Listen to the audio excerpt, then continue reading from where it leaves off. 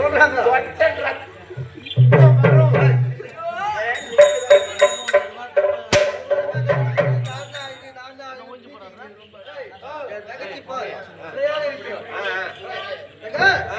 இப்போது ஆட்டங்களுக்கு செல்ல போகிறேன்.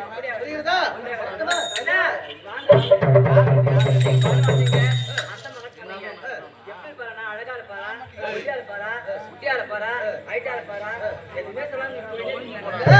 நம்முடைய அட்ட மகன் நீ குழந்தை பார்த்ததில்லை. புரியுதா? அவன் போய் கேட்டு மணமகன் அவன்தான். நல்லா பெருமையாக இருப்பான், சிறப்பாக இருப்பான். உனக்கு ஏற்ற ஜோடி அவன்தான். அப்படியா?